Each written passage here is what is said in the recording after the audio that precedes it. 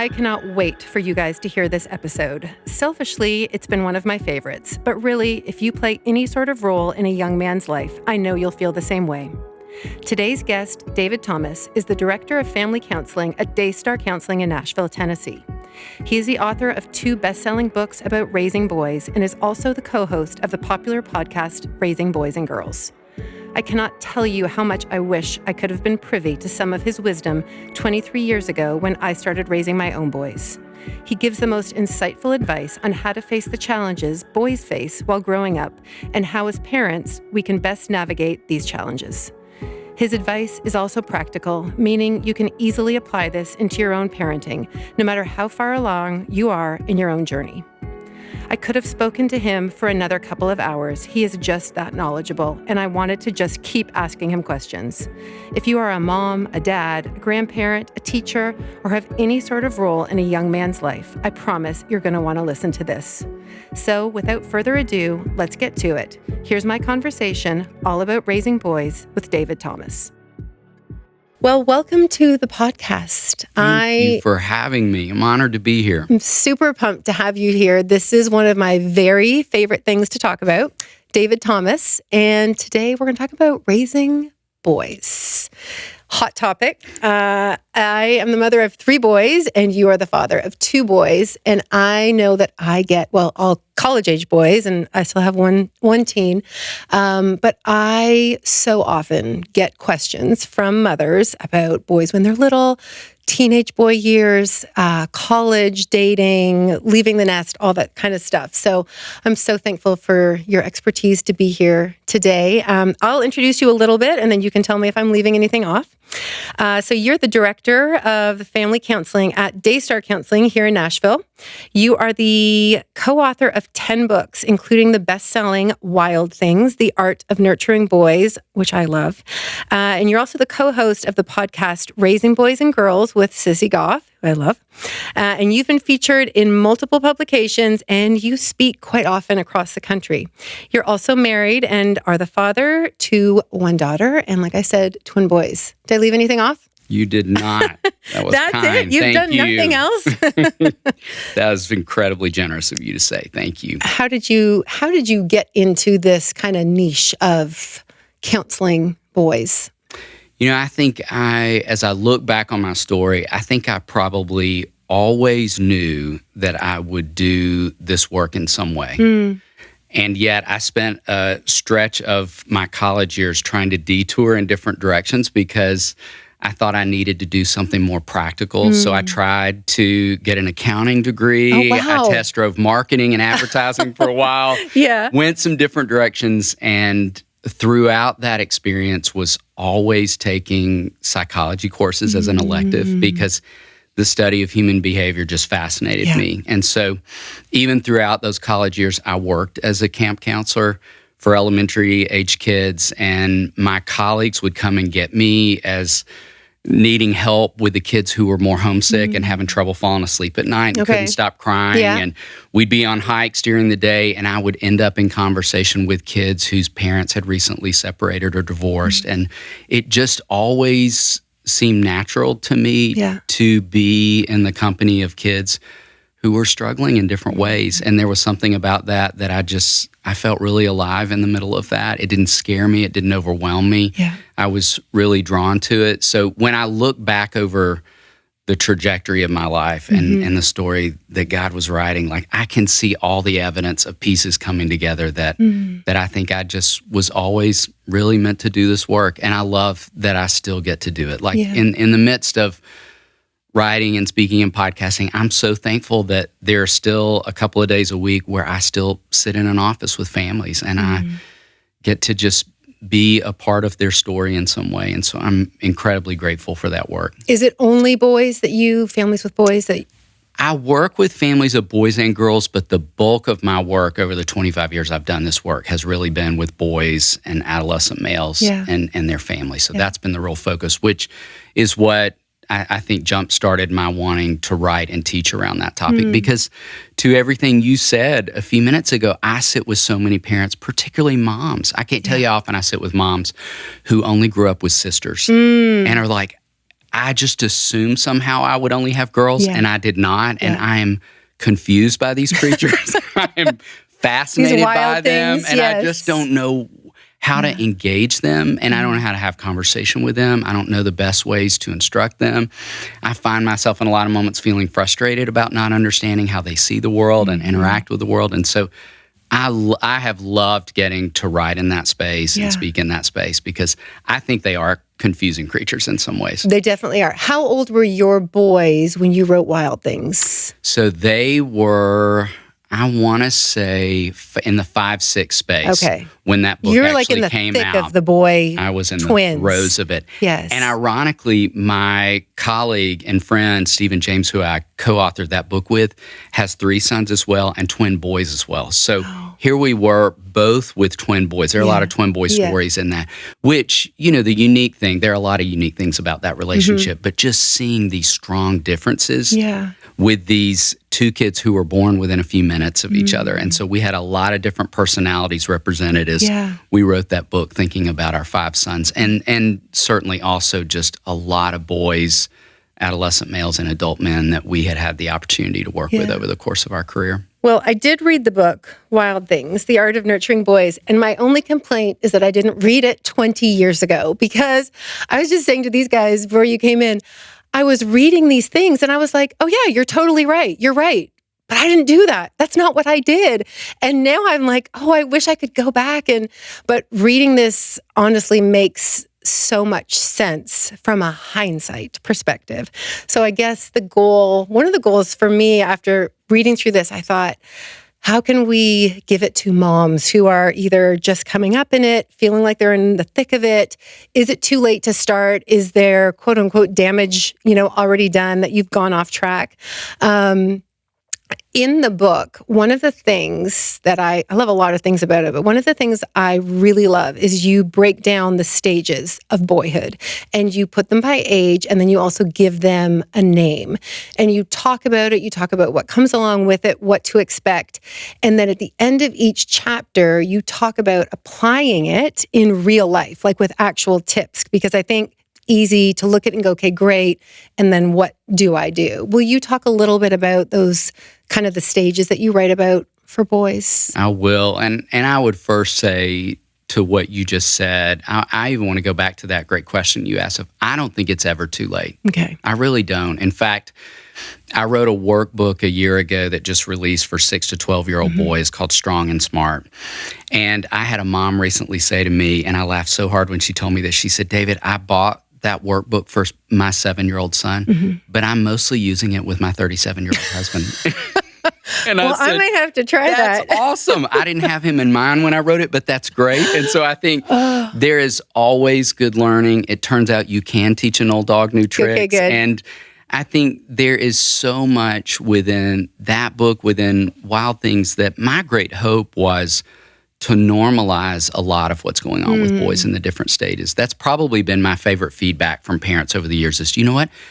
I felt like he was more normal after reading that chapter. I didn't feel as concerned or worried, just, again, particularly for moms who only grew up with sisters, knowing this is how a boy operates in the world. So for me, starting out, it did feel important to just talk about what's going on in each stage of development. And I break it down into 5 stages. That's not the only way or even necessarily the right way, but it's the way that made the most sense to me to kind of organize that information for us to be thinking intentionally and strategically about what's going on. And so stage 1 is what I call the explore. It's roughly boys between birth and 4. Stage 2 is called the lover stage. It's, I think, kind of the sweet spot. Yes, I would it say is. It's where you want to bottle them up and you're like, what happened to my sweet boy? I know. If I could ever freeze a boy in his development, I'd freeze him right there. Yeah. And that's the 5 to 8 space. And boys are really tender and imaginative, curious in that space. Stage 3 is the individual stage. That's 9 to 12. And that is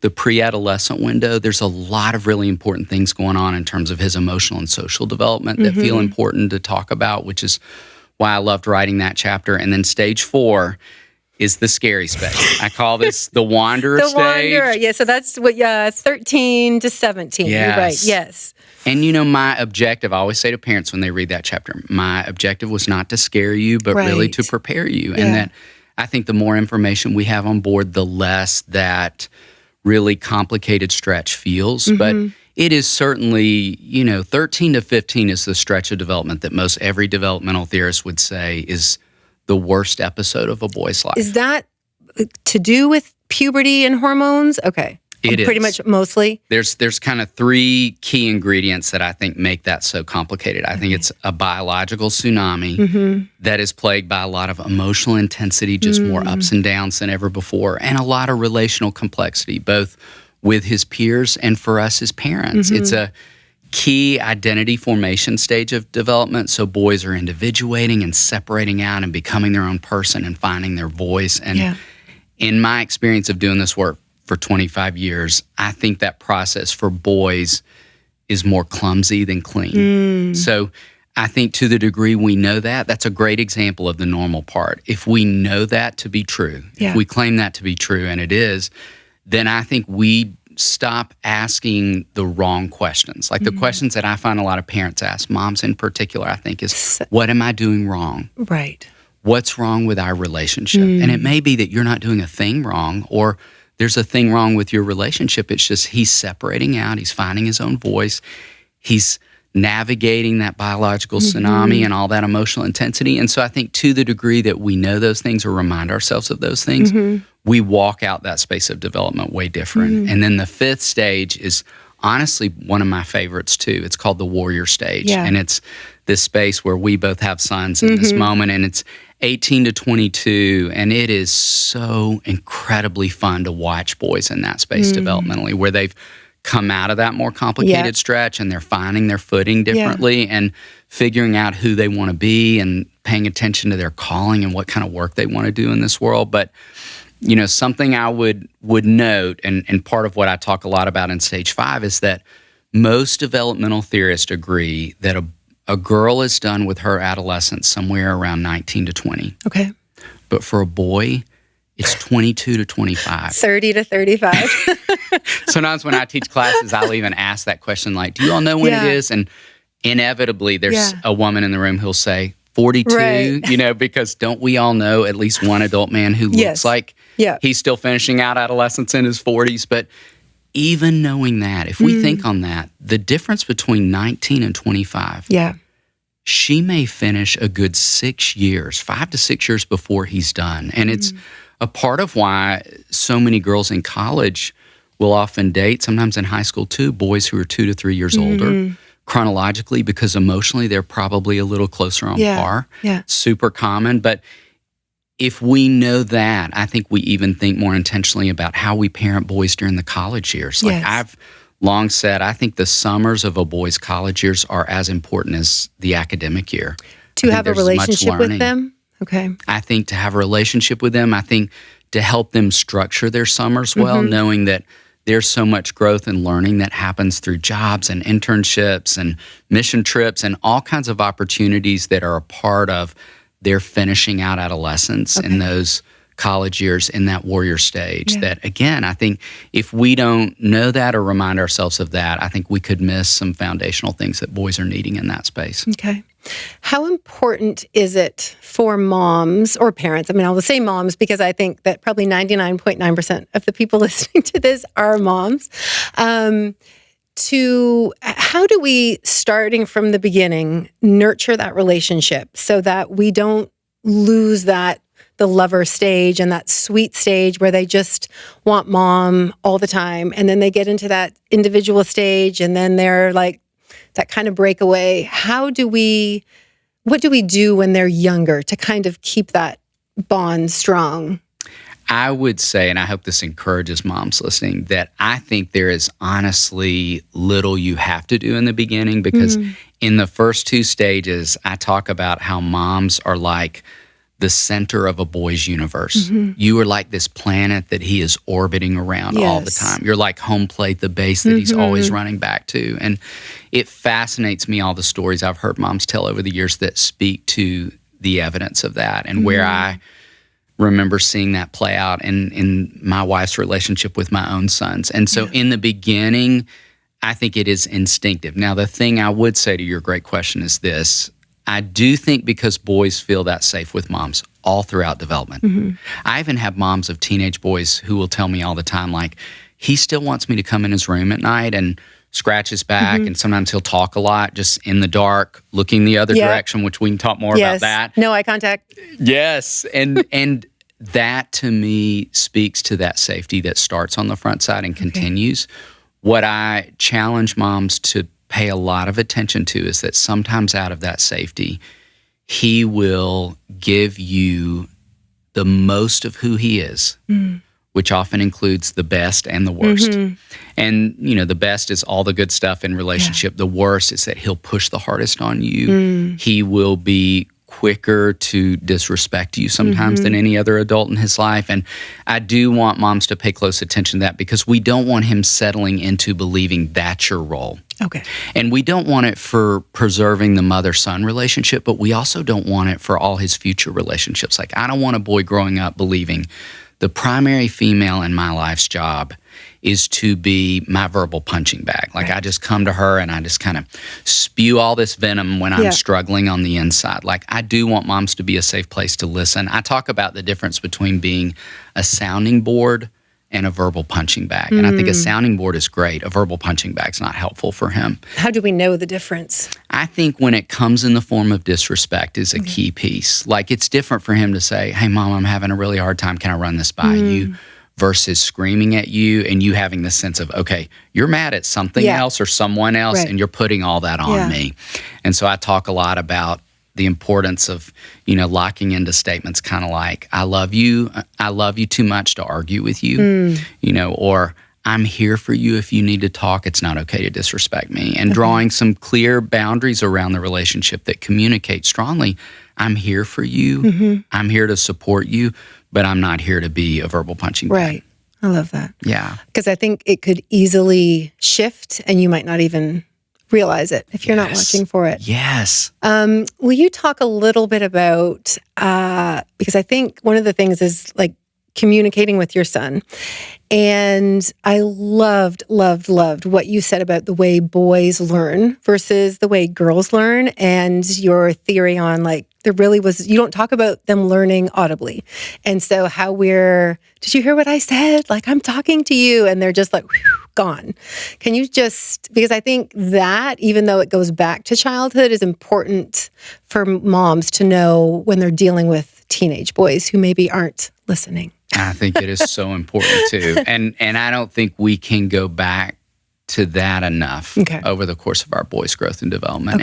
And I would even challenge dads in that space. I think we as dads are wired in a way that we're teachers, we're coaches, we're very instructive by nature. And I think we can slide right into long lectures at times, which are not a primary way that he learns or absorbs information. But I talk about how early on boys are primarily tactile and kinesthetic learners. So they explore the world by touching and feeling and building and stacking. And we can't create enough of those opportunities when we're parenting young boys. I'm a huge fan of Legos. He can't do enough building and stacking and problem solving in that space. But as he grows forward, boys will primarily be visual, spatial, and experiential learners.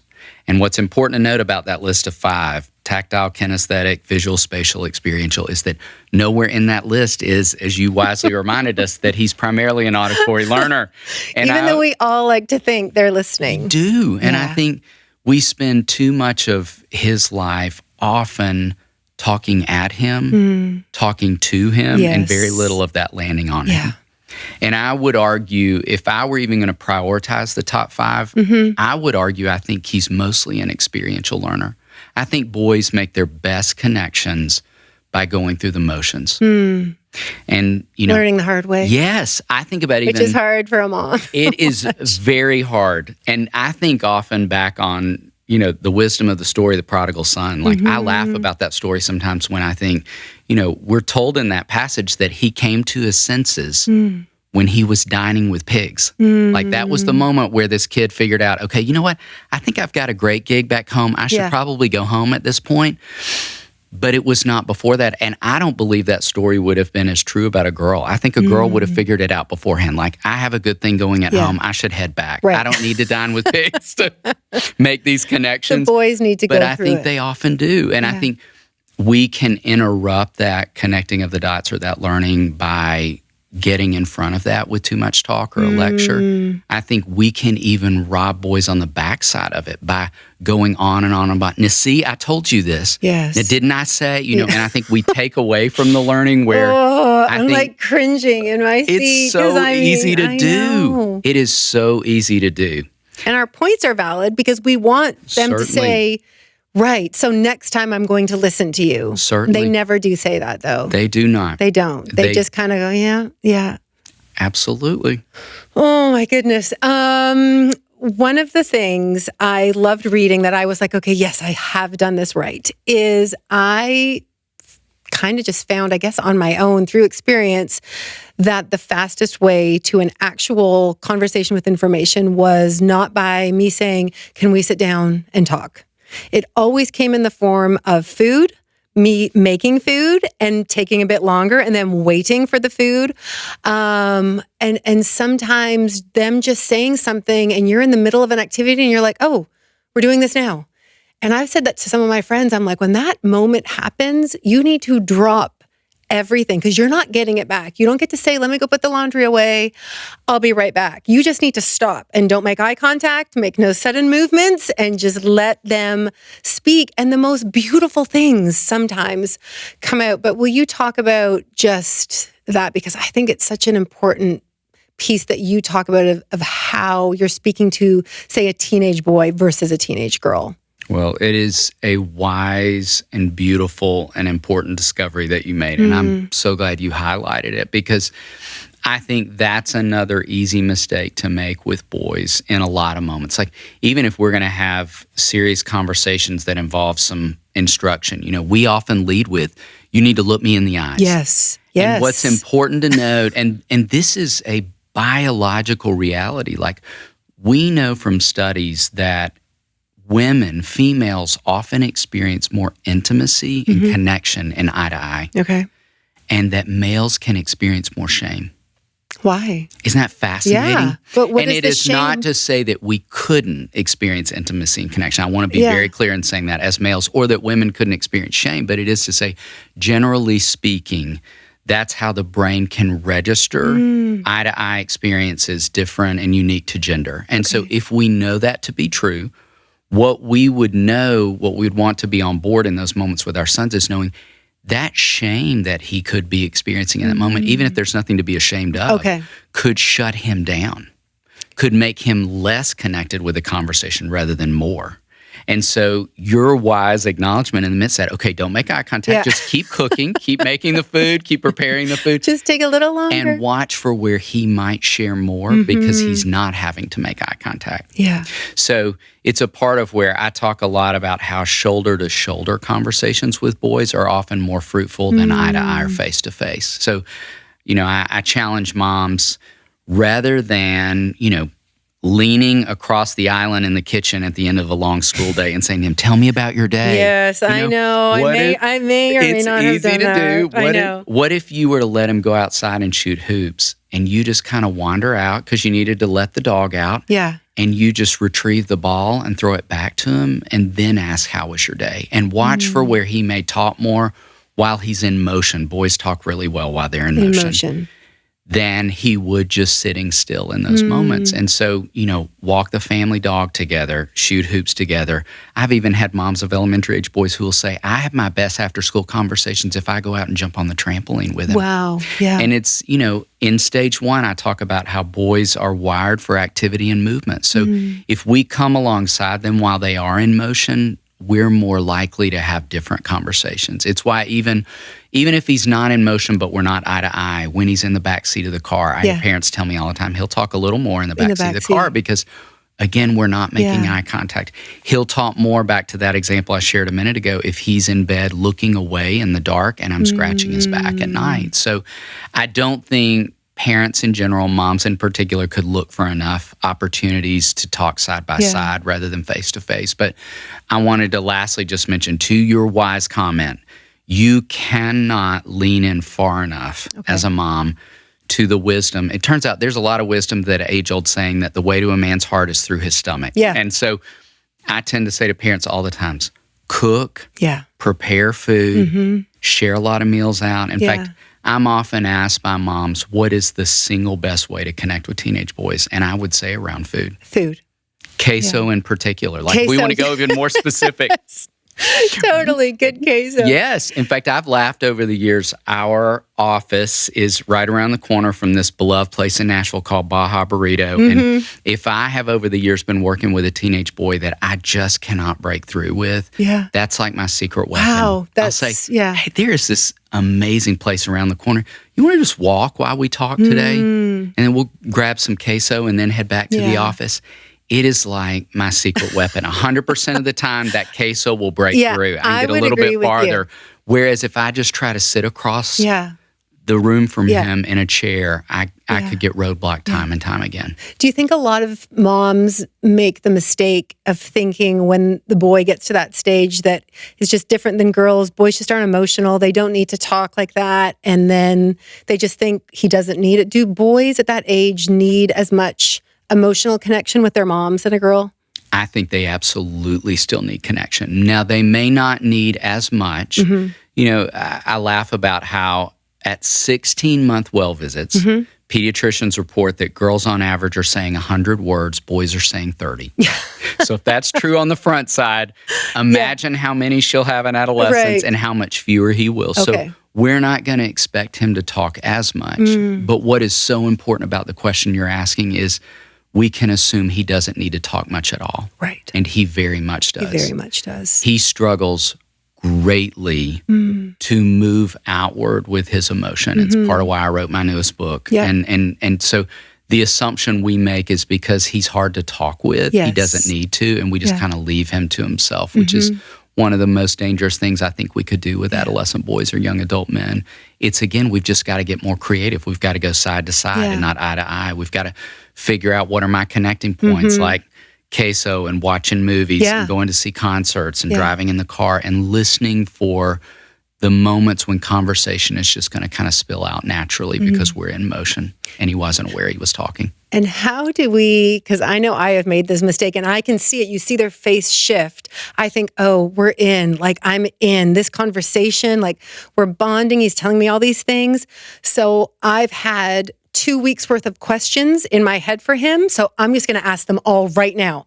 And I start with one and he answers. And then I'm like, oh, I actually had another one. And I'll start. And you just see his face like shutting down. And he's just like, have to leave. And I'm like, oh, I asked too many questions, but I've had them building up in me. And I thought this was my opportunity. So how do we have, once we get in those conversations, how do we restrain from, and how do we know whether are we giving advice or do they just want us to listen?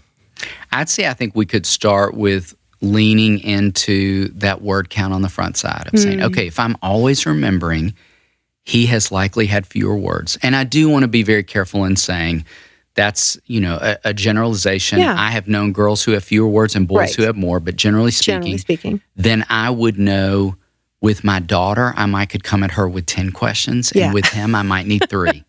And so I love the wisdom of the way you even told that story, that you were reading his face, because that's the mistake I think we don't make. We keep plowing forward with our agenda. I've got 7 more questions as opposed to I'm reading him and recognizing we probably gone as far as we need to go right now.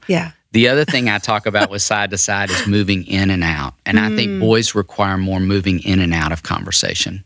Hey, I can tell you're worn out. Honor that.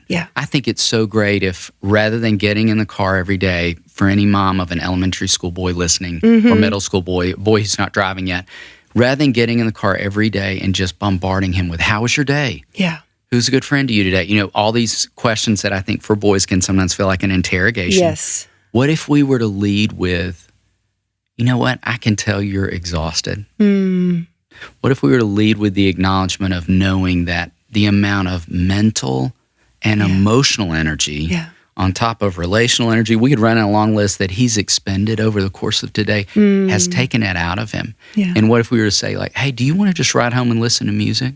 I was listening to this podcast today and I actually thought of you, and one part might interest you. Could I play that for you on the way home? And not requiring him to talk. And then getting him home and having a snack, get a little fuel in his system. Yeah. And then use that example I threw out. Let him go outside and jump on the trampoline or shoot hoops, and then enter in with some questions. So if we're strategic in those ways, I think it also impacts the relationship greatly, because I think boys can't help but feel honored by their moms in those moments. Like, she gets me. Right. She understands me. She knows I'm out of words by that point. Whereas a lot of moms probably are like, okay, I have you in the car. I only have 15 minutes. Yes. I am just going to go for it. Yes. And because what my daughter, who's my youngest of 4, when we're at 8-minute drive, school to home, from the minute she gets in the car till the moment we pull in the garage, I don't know if she's taken a breath. I do not believe I've even responded. I may have zoned in and out a few times. She's still going. Whereas with my boys, and especially I think if they have a sister in the family, with my one above her, when I was picking them both up at the same time, I mean, he didn't even try to talk because there was no way. So I think she is very good at getting in the car and telling me about anything good or bad that happened. But a boy, when they're getting in the car, what are some of the things that maybe a teenage boy is experiencing in middle school and high school during the day that he's bringing with him, like emotionally or physically? I don't know, from sports, school. What are they coming home with that they're not telling us? I would argue they're experiencing a lot. Yeah. But articulating that experience is really hard. And especially at that point in the day, like when the tank is empty, it's hard to access that. Yeah. So it's part of where, even going back to that bedtime example you and I talked around a little bit earlier, what happens for us emotionally is at bedtime, our emotional defenses are down. So we're kind of a raw, pure version of ourselves. Yeah. And I would challenge any parent listening right now, think on what it's like if you've had a really stressful day and you lay down at night to try to quiet your mind and your thoughts are just kind of racing. That's some of that. Our defenses are down and there's just a lot going on mentally and emotionally for us. And that can actually be a great window to access more of his day because he's not as guarded or protective. Yeah. And again, if we are just kind of scratching his back in those moments, listen for what might stumble out. In fact, I've had moms laughingly say to me, I'm exhausted at that point in the day and I don't have a lot left to give. And yet it seems to be the window when he wants to talk the most. And it's the strategy that you spoke well to earlier of just, we've got to be open to listening for, in middle school and high school in particular, when is he more ready to talk, as opposed to when can I force him to talk more. Right. Yeah. The first is a win. The second, I don't think so much. Is it a mistake thinking I'm going to parent? And I would also like to be clear and say these are generalizations, and, boys still will have different personalities, as will girls. But is it a mistake to think I'm going to parent my son and my daughter in the exact same way? I think it is. Yeah. I really do. And I think it's just dishonoring to everything we know to be true about development. I think it'd be the equivalent of saying it's a mistake to parent my 5-year-old the same way I would my 15-year-old. You know, it's the same person, but they're in a completely different stage of development. And so I think it's honoring those significant differences that are in play. And so I love the way you're asking the questions you're asking, thinking strategically about him in this unique pocket of development. Yeah. I think the other mistake that we can easily make is in the harder stretch, so that 13 to 15 stretch. I can't tell you how often I sit down and consult with parents who have boys in that space who are really worried. What is their primary? Do you see a primary worry over and over? I think a lot of parents worry their son is depressed in that stage, because he seems more withdrawn. He's isolating. He's wanting to be in his room more. He's not wanting to be with family. Yeah. He seems kind of surly and grumpy a lot of the time, and they're concerned it's not just what we might call adolescent angst, which is normal, but it's more evidence of something like depression. And I understand that. I think it's honestly the hardest stretch of development to discern whether it's angst or whether it's depression. So I come together with a lot of parents, but the mistake I see them make in that space is making long-term determinations about who a boy's going to be. Like, he's just always going to be this closed-off male. And, I'm always quick to say to parents, we don't see all the evidence yet. Yeah. I had a mom of a 14-year-old boy in my office the other day, and she was like, he is never going to. And I went, okay, time out right there. Respectfully, I'm not even going to let you finish that sentence because whatever you're about to say, we don't know that that's 100% true. He's 14. I said to this mom, I laughed with her. I said, I don't want to go down in history as who I was at 14. Yeah. Like, no one who knew me thought to themselves, I think that guy's going to go on to be a therapist. Anybody who knew me at 14 probably thought that guy needs a therapist, but not that he'll be a therapist. So you have to give them a chance. Yes. Yeah. He's not done developing. He is, not only is he not done, he's in the worst stretch. Yeah. So we just don't have all the evidence on the table yet. And that is easy. That's an easy assumption to make in that space. But I would argue strongly a wrong assumption to make because as opposed to just saying, you know what? He is in the hardest stretch of development. None of us were capable of being our best selves, and I don't see all the evidence. That's part of why I love writing about stage 5 because I think, oh my goodness, if you can see the evidence of what's coming, if you cast a vision for yourself of where you're headed, I think it changes the game in that space developmentally. So you talk about one of the concerns being depression. On the flip side of that, it being actual depression, because I'm sure there are a lot of parents sitting at home right now. I know teenage suicide is on the rise. I think it's been on the rise for a long time. And I said this to you in my email that you and I both know a middle school boy who took their own life not too long ago. And I remember afterwards the school and the teachers and the students saying, we never knew, or we didn't think anything. And I often found myself thinking about his mom, how many times she must have replayed things in her head, thinking, what did I miss? Are there actual signs that as a parent you're looking for that's not just he's withdrawn, or is that a sign? Yeah. I would say first to any parent listening who is carrying that concern, even if you're not carrying the concern of my son may be suicidal, but just my son might be depressed or my son might seem more withdrawn than is normal for a boy in this space. Yeah. I would always encourage a parent to at least do a consultation with a professional. Okay. Call your pediatrician and just say, hey, I don't need to bring him in, but could I come in and we talk? Or sit down in a consultation. We do those every day in our work with parents, where parents don't even bring kids in, but just come in to say, I've got a list of questions and I just want to put in yes, it's one of my favorite parts of my work. And it feels so proactive because it's this, strategic conversation of thinking, let's pay attention to what is in play and how we might want to create a to-do list out of what we're observing. And I think allows parents to put another set of eyes on a situation. And again, it may yield a conversation that just says, that's 100% normal. Or it may be, okay, let's watch this in this way. Or sometimes I will say, I think you should bring him in for counseling. I think it would be beneficial. But it allows a parent to first think through, are there any things I could be or should be doing differently at home? So I think that's always a great starting point if a parent has concern.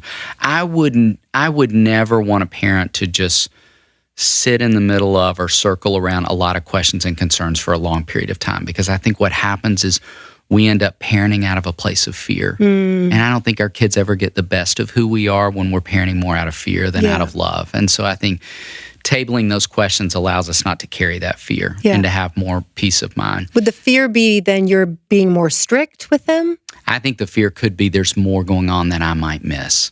Because even to the wisdom of how you asked that question, I mean, the stats are higher than they've ever been. I mean, we have the highest rates of anxiety and depression we've ever seen at any point in time in history with the pediatric population. In fact, boys or both? For both. For both. Anxiety is now considered to be a childhood epidemic in our country. We have the highest rates anywhere around the globe. Do you have thoughts on why that is? I do. I have a lot of thoughts on that. We could talk all day about that. I'm happy to share a little bit, just a little bit. You know what is interesting, though, to our conversation? The stats for anxiety are higher for girls.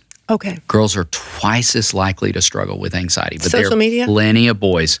Hands down, social media is playing a key role. Yeah. And I don't think there's a question in anyone's mind. If we track back to even the introduction of the smartphone, I don't know if any folks have seen the graph that's kind of floating around out there of, when the smartphone was invented and the rise of its sales, No. and then we put the grid up against it of the increase of anxiety and depression No, I with haven't kids and seen adolescents. that. It's almost identical, and Wow. and I want to be very quick in saying that's not the only factor. Yeah. We're going to point our finger in that direction because it's played a role, but there are other factors as well. But it is, the stats are 1 in 4 kids, 1 in 3 adolescents struggle with anxiety. And during the pandemic, many folks listening may remember that the U.S. Surgeon General declared youth mental health a state of emergency in our country. So we have the highest rates of depression as well.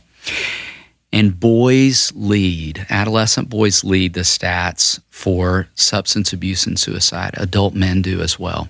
Wow. And that's one of the primary reasons that I wrote my newest book, Raising Emotionally Strong Boys, because I want us to be doing everything we can on the front side of development, pre-18, to really equip boys to help them build what I call emotional muscles that they're going to use for the rest of their lives, so that those don't ever feel like options, that those don't become my primary or ever a source of solution of how I would deal with any kind of stress or struggle in my life. And so I love the wisdom of that Frederick Douglass quote that says, it's easier to build strong children than to repair broken men.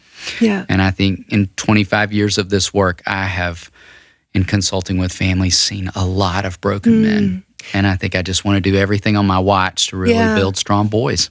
And is a lot of you think the rise on that, or the highest rates, is because the lack of communication, that they even know how to express themselves or what they're feeling? Absolutely. I believe it. Yeah. Because, if we were to think about the 4 of the scariest statistics that adult men lead, they lead the stats for infidelity, internet pornography, substance abuse, and suicide, as I mentioned. The common denominator with all 4 of those is a male's attempt to try to shut down or numb out whatever it is I'm feeling. It's the common denominator with all 4 of those. So if we are on the front side of development equipping boys to name and navigate their experience, there's no need to numb that out or shut that down. It's like, I know how to do that. I've got the skills in place to do that. And I was asked at one point in an interview I did when I first released that book, like, if you were to just give the Cliff Notes version of what emotional strength is, what is it? And I would say it is the ability to name and navigate my experience. And as simple as that sounds, according to those stats, we're just not getting that down with males. We're not. And then I think the other factor is, when I did the research for this book, it was fascinating to come across the data even around the number of adult women who go every year for their well visit with their doctor versus men who don't. Like, we as males just don't attend to our health physically, emotionally, Why do you think that is? Because they've not been built up? I don't think we've been socialized to do that. And I think you as women just instinctively know it is a good and healthy thing to ask for help when I need help.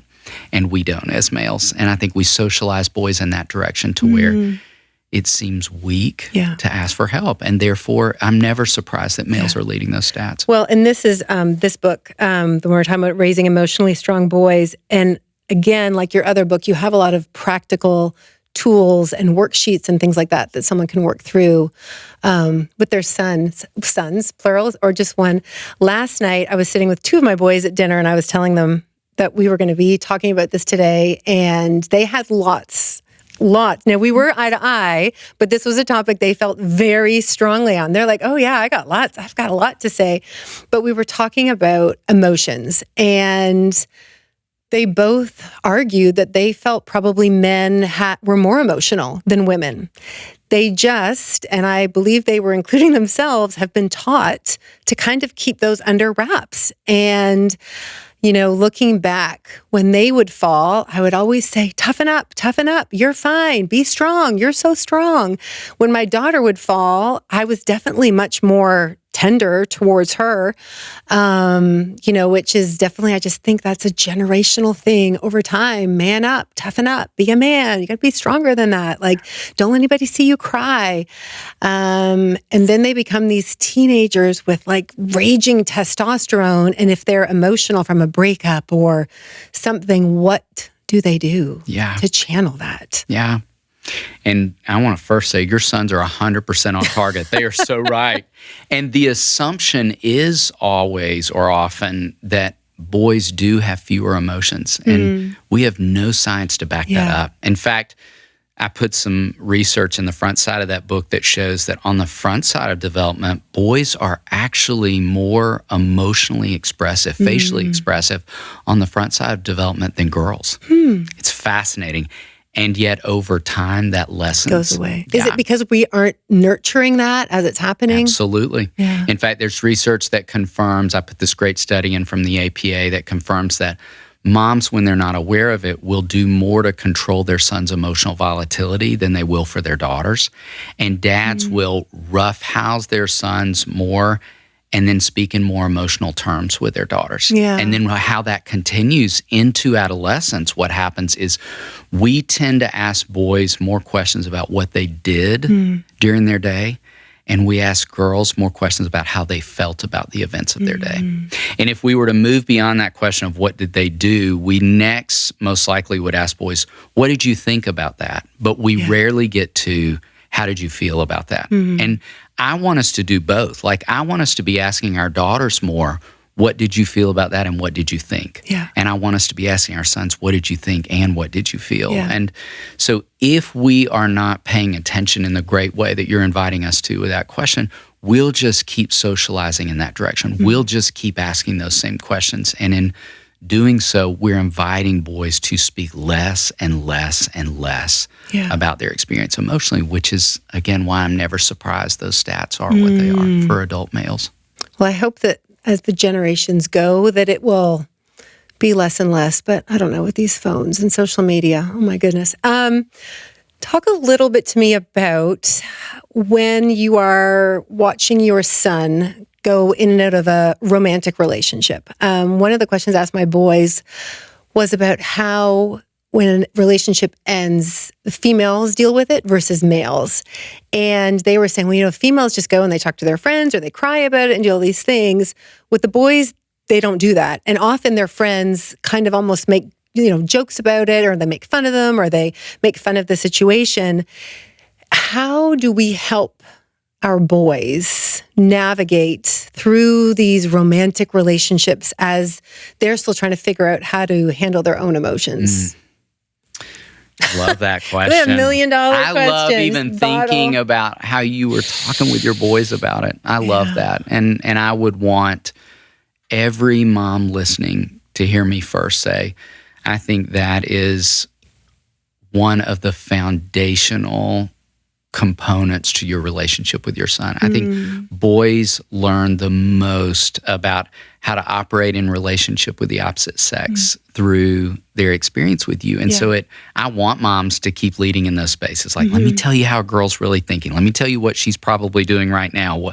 Knowing girls, knowing females as you do, knowing what it's like to live in that skin. So I love that. First off, I wanted to say that. Secondly, I would say there again, the assumption could be he's over it. He doesn't need to talk about it. He's moved past it. Yeah. And a lot of boys, I think, will even voice that when they very much have not. Yeah. But I think that's part of that socialization where it looks like that's what you're supposed to do. Yeah. Show no emotion on the other side, move forward, Yeah.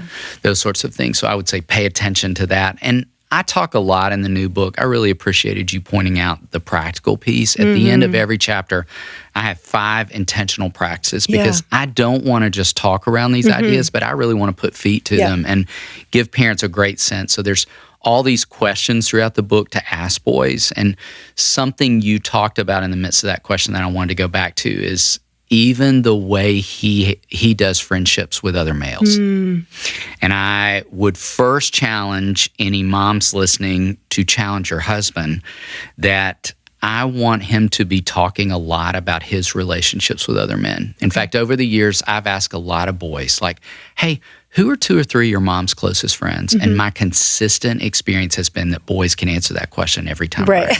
Rarely can he not. But if I flip it and say, who are 2 or 3 of your dad's closest friends?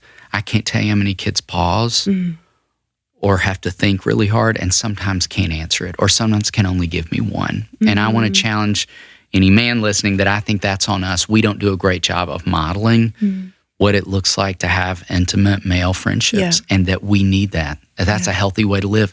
No different than we need to go to the doctor for our well visits. No different than we need to reach out to our pastors and we need guidance. And so all of that being a part of that socialization piece. And I have this section in the second half of the book is called The Strength of Connection. And I write a lot about how boys do friendships. And I talk about how, we as males are often pretty competitive by nature. Yes. And you as females are more collaborative by nature. Yep. And so because that's the case, you touched on it in that question, we tend to operate in relationship in a competitive style, sometimes when we're not even aware it's happening. Like our friends like, hey man, I scored the winning goal at the soccer game. And rather than saying, are you kidding me? That's fantastic. We're like, wait till I tell you what I did. Like there's all this one-upping and dominating. Always. And there isn't a collaborative style to our relating that invites more vulnerability, invites more honesty, invites more openness. And I think we have to help boys first pay attention to that, watch for all the different ways it's happening, and then secondly, find their way to at least one or two safe friendships where it's okay to have those kind of conversations. Hey man, I broke up with my girlfriend today, and it's been really hard, and I have absolutely no idea what to do when I even see her tomorrow in second period. So boys need to have a space where they can process in that way, both with parents and with peers. One of my boys said, well, a lot of boys think you just have to have the Andrew Tate mentality. You know who that is? Of course you do.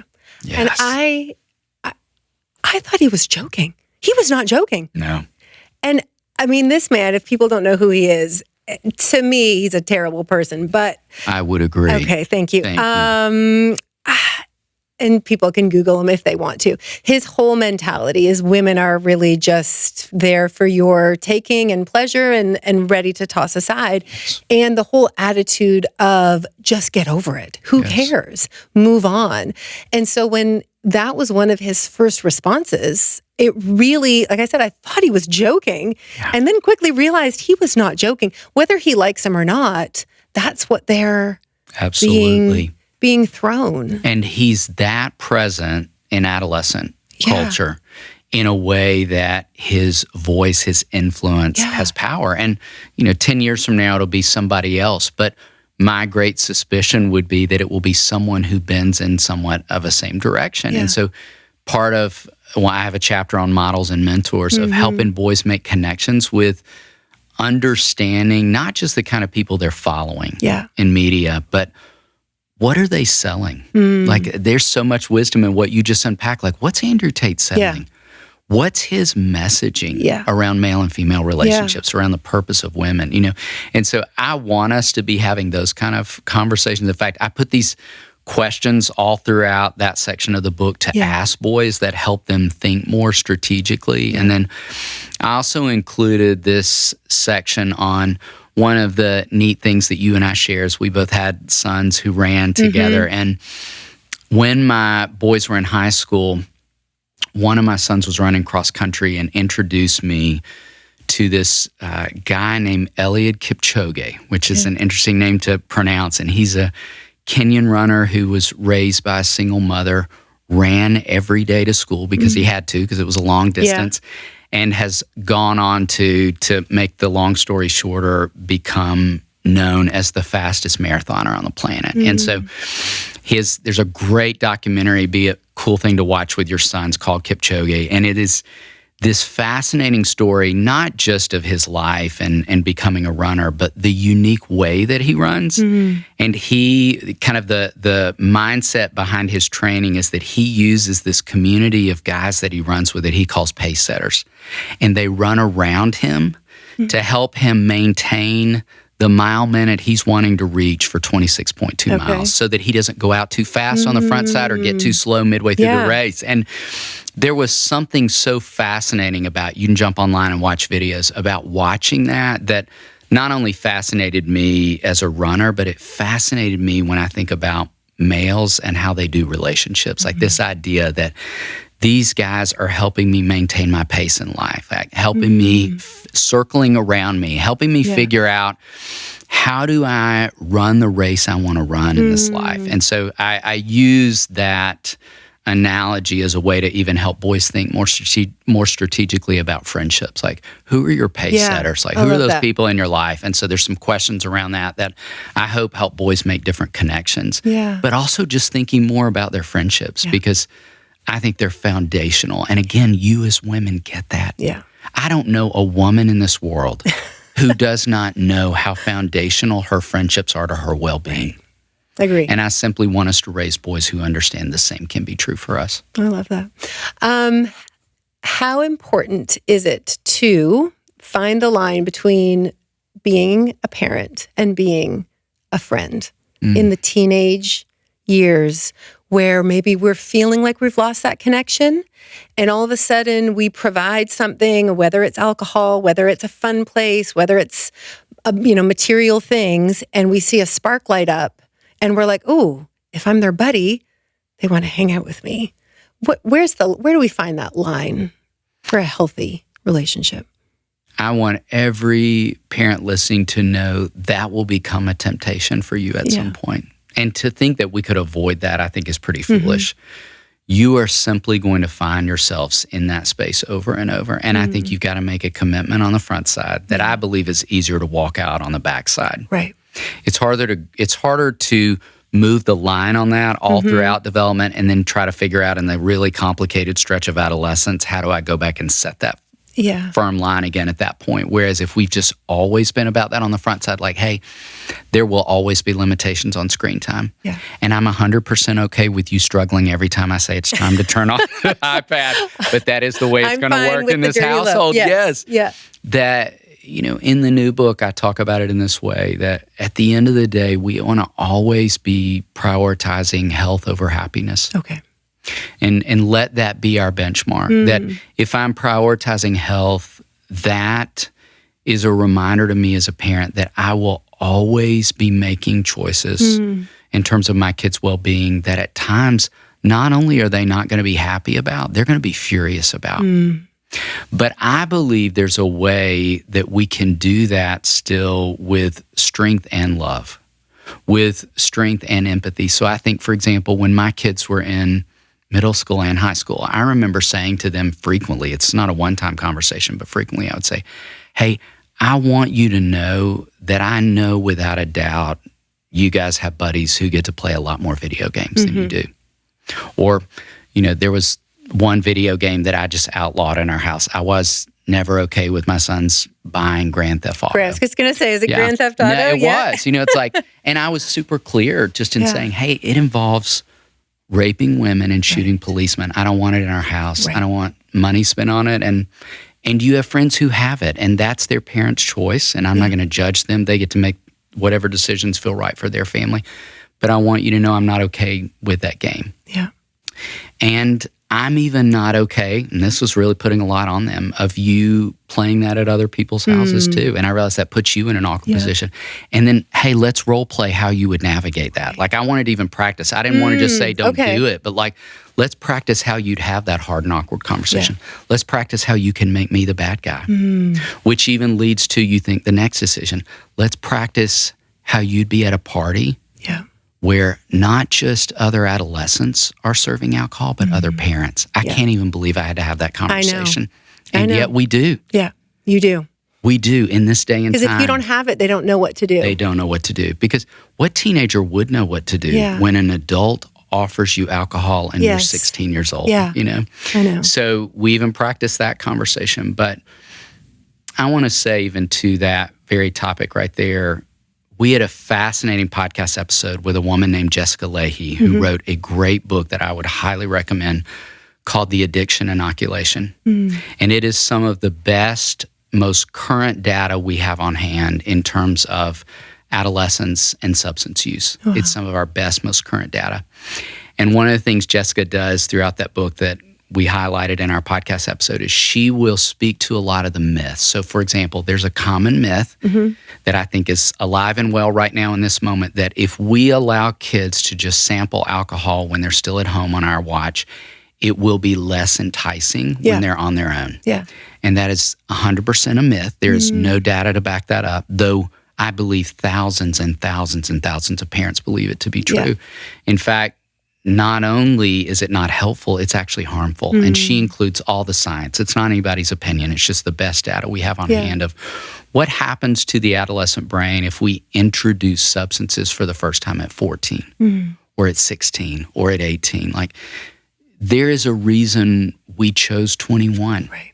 We didn't just grab that number out of the sky, just pick it out of a hat. Like, we know that the brain has enough development on board at that point. It's not saying it's complete by any stretch. You heard me say adolescence ends later for boys, but there's enough development on board that by that point, young adults' capacity for making decisions in that moment would look different than it would at 17, at 16, at 15, at 14. Okay. It's also why if you were to have a conversation with any adult who struggled with addiction, 90% of them would say they experimented for the first time somewhere between 12 and 16. Really? So the earlier we introduce, the earlier we can set the stage for addiction. And so it's where, to your great question, I don't think we can be thinking early enough about what it looks like to prioritize health over happiness. Yeah.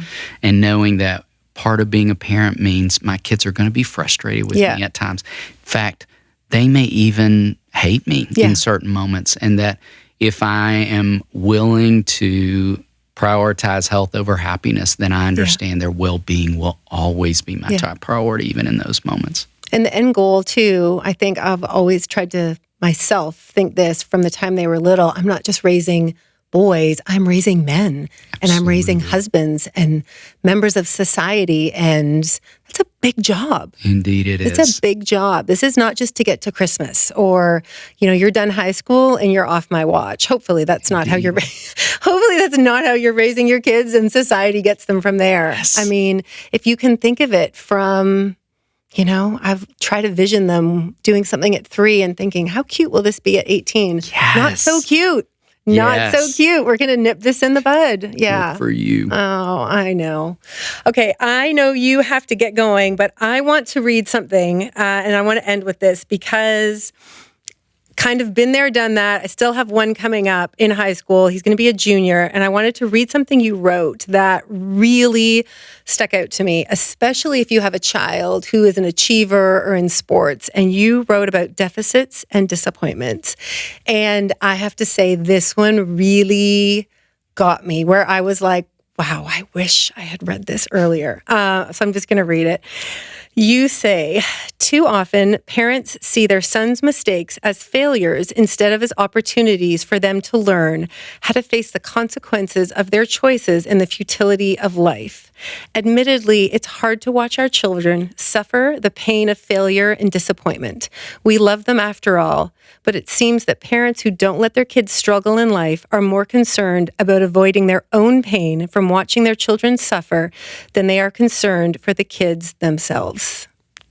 And that was like, to me, my mic drop, because I just think of all the times I have tried to prevent the failure and quickly undo the failure. And when I really think about it, it's for me. In the moment, I think it's for them. Yeah. But when I look back, it's really hard to watch your kids in pain. And you just think, if I take it away, but you're not thinking like what we were just talking about, the long game. Yes.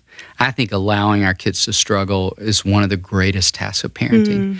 And yet it circles right back to everything we talked about. And we talked about the 5 ways boys learn, that if I believe it to be true, and I do, that boys are primarily experiential learners, my sons are going to make the best connections by going through the motions, which simply means they're going to fail at times. They're going to come up against disappointment. They're going to have breakups. They're going to get cut from teams. And to the degree that I'm working to interfere with that or pad the walls, I'm diminishing opportunities for learning, for that experiential learning to happen, for that connecting of the dots to take place. And, I think something I'd love to say here toward the end of our conversation, I think I first just want to say this has been so rich. I can't thank you enough for having me. I feel the same way. I could sit and talk with you for hours. It's been so rewarding. I have to have you come back if you will. So rewarding. I'd love to. But I think secondly, for any parent listening, feeling that sense that I think we all do as parents of, I wish I had done that different.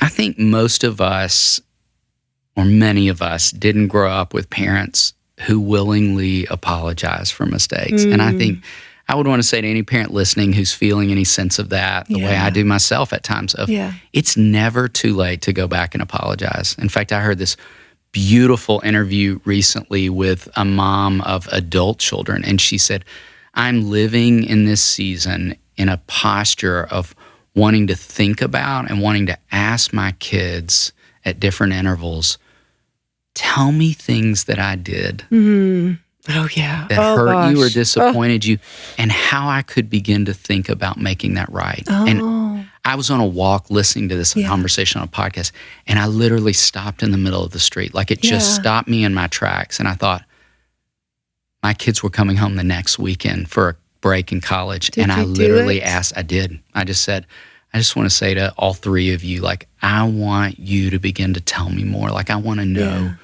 Did you more find of they what had that a was list like. that they remembered that maybe you didn't remember? It's always fascinating to Yeah. me, the things that I would assume Right. were the stuck Yes, places the big that things, weren't. and they're like, no, that was fine. Absolutely. That Yeah, was it was the fine. little things. Absolutely. And what were the things that I could have missed or have no idea how that impacted you? Because you're not doing it because you get to take it back or you get to redo it. You're just doing it to acknowledge to them that you understand it hurt them and you're sorry. And I think the challenge in those moments is, how can I not be defensive? How can I just Yes. listen? You're like, yeah, but do you remember what you just said? Or you had no idea what was going on behind the scenes in those moments. You know, like, even you and I were talking before we hit record about just, I missed a lot of events with my work travel. Right. And I know my kids were impacted by that. Yeah. And I could find myself wanting to step in to justify it, but you have no idea. Yeah. The tuition had to You know get how much paid, that or you know how costs? much college costs, Yeah. right? But the reality is, at the end of the day, there were events they wanted me to be present for that I wasn't, and events I wanted to be present for that I wasn't. And what would it look like for me to just sit in the listening of knowing that was hard for them and not be defensive? Yeah. And what I think happens, this is the beauty, not only do I think that's restorative in our relationship, but I think it models for them what it looks like in their own relationships with their spouses someday, with their kids someday, of here's what it looks like to be in relationship where you are going to fail this person that you love at times, despite your best intentions, despite your overwhelming love for that person. You're just going to fumble the ball. And what does it look like to own that? Yeah. And to have conversation around that, Yeah. and to do anything that is within your power to make that right. And sometimes I can't go back and redo a thing about that, other than operate forward in awareness differently. Yeah. And so I just would want to challenge any parent listening. No, it's This never is your too task late. for the weekend. Sunday dinner is a big come to Jesus. The problem is, I feel like it will snowball. Like, they'll be like, and then there was the one time, and then that other, I'm like, that's enough. This is all I need for one day. I tried my best, kids. Well, I have so enjoyed having you here, and I really know, I've even learned a lot today, and I know that there's going to be a lot of moms listening who have just learned a ton, and maybe we'll have you back because I know there is way more to unpack. But people can find you on the Raising Boys and Girls podcast with Sissy Goff. And if they want your books, Amazon or your website? You can buy them anywhere you buy books. Okay. If you were to just go to raisingboysandgirls.com, It's all there. that'll take you straight to our books, to the podcast, Yeah. really to where we're speaking if we're coming to a city near you. And all our I was also content. thinking when I was reading the Wild Things, which is obviously a play off of the book Where the Wild Things Are, which I loved, but this would be a great gift to the mother of a new baby boy. Thank you for This saying would be that. a great gift because, like I said, I kept thinking because you're starting as early as the age 2, and so many things when I was reading it, I'm like, yes, he's exactly right, as if you maybe weren't. But it just, in the hindsight, I think, gosh, it would have been so great to have this, and you keep it your whole life because even this is applying to stuff for me right now with college kids in high school. So I would highly recommend this to anyone that has a boy, and then the Raising Emotionally Strong Boys too. And let's get these generation of boys talking Thank you. and a little more emotional. Well, thank you so much, David. I It has appreciate been you. a joy to spend time with you. Thank you. Appreciate your time. Thanks.